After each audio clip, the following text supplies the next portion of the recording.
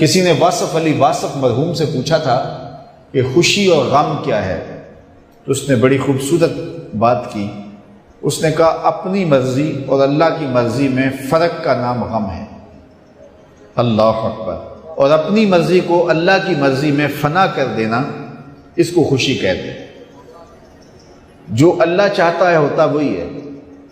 بندہ چاہتا ہے کہ یہ ہو، اللہ چاہتا ہے کہ یہ نہیں، یہ ہو تو ہوگا وہی جو رب چاہے گا۔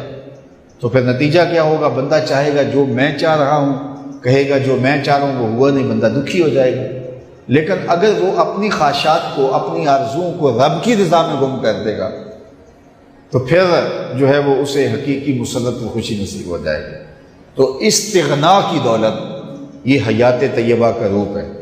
تو حضرت امام قرطبی لکھتے ہیں کہ فَلَنُحْيِيَنَّهُ حَيَاةً طیبہ کا معنی ہے کہ استغنا کی دولت مل جائے، اور یہ دولت اللہ تعالیٰ اپنے بندوں کو دیتا ہے اعمال صالحہ کے نتیجے میں۔ راوی کا کنارہ ہے، ایک فقیر ریت کے اوپر بیٹھا ہوا ہے، شاہ جہاں وہاں سے گزرا اور فقیر نے التفات نہیں کیا۔ بادشاہ کے ساتھ خدام تھے، زرق برق پوشاکوں میں ملبوس نوکر تھے، پورے شاہی تم طراق کے ساتھ جا رہا تھا۔ تو فقیر نے التفات ہی نہیں کیا، توجہ ہی نہیں دی۔ بادشاہ کے دل میں بڑی بات آئی، وہ آ گیا فقیر کے پاس، رک گیا اور کہا کہ ایک بات تو بتاؤ، زندگی کیسے گزر رہی ہے؟ فقیر نے مسکرا کے کہا کچھ تیرے جیسی گزر رہی ہے، کچھ تیرے سے بہتر گزر رہی ہے۔ بادشاہ سمجھا کہ یہ مجھے پہچانتا نہیں ہے کہ میں کون ہوں، میری شخصیت کیا ہے، اسے کیا پتہ تخت و تاج کی زندگی کے کیا مزے ہیں، شاہی محلات کی آسودگیوں کا اسے کیا علم ہے۔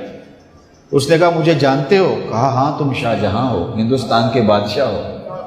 تو کہا پھر یہ بات کہہ دی، تمہیں نہیں پتا ہے کہ تخت و تاج کی زندگی کیا ہوتی ہے؟ آؤ میرے ساتھ چلو دہلی میں اور وہاں دیکھو کہ شاہی محل کے مزے کیا ہوتے ہیں۔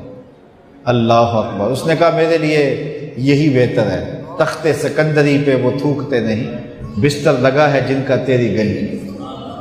ہارون الرشید گیا نا قبرستان کے قریب سے گزرا تو وہاں بہلول بیٹھا ہوا تھا۔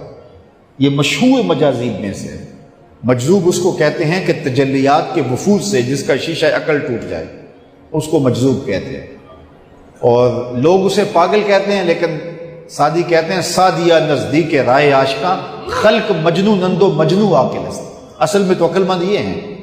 تو بہلول بیٹھا تھا قبرستان میں، تو ہارون الرشید گزرا تو بہلول نے توجہ نہ دی۔ تو ہارون الرشید نے چاہا کہ میں اس کو دکھاؤں کہ میں محل کیا ہوتے ہیں، تخت و تاج کیا ہوتے ہیں۔ اس نے دعوت دی، بہلول آؤ نا ذرا بغداد میں، شہر کی رونقیں دیکھو، محلات کی زندگی دیکھو۔ تو حضرت بہلول نے جو جواب دیا بڑا خوبصورت تھا۔ کہا شہر والے سارے ادھر آ رہے ہیں، میں شہر کیا لینے جاؤں؟ تم مجھے شہر بلا رہے ہو اور شہر والے سارے روز ادھر آ رہے ہیں، تم کندھوں پہ اٹھا کے روز انہیں ادھر لاتے ہو اور میں شہر چلا جاؤں؟ تو بادشاہ کی بولتی بند ہو گئی۔ تو کہا کہ بتاؤ یہ تم نے جو کہا کہ کچھ زندگی تمہارے جیسی گزر رہی ہے، کچھ تم سے بہتر گزر رہی ہے، یہ بات میری سمجھ میں نہیں آئی۔ تو اس فقیر نے کہا کہ بادشاہ جب رات کو تم سوتے ہو تو پھولوں کی سیج پہ سوتے ہو نا، اور میں ریت پہ سوتا ہوں۔ جب آنکھ لگ جاتی ہے تو تمہیں بھی نہیں پتا ہوتا میں کہاں سویا ہوں، اور خبر مجھے بھی نہیں ہوتی کہ میں کہاں سویا ہوں۔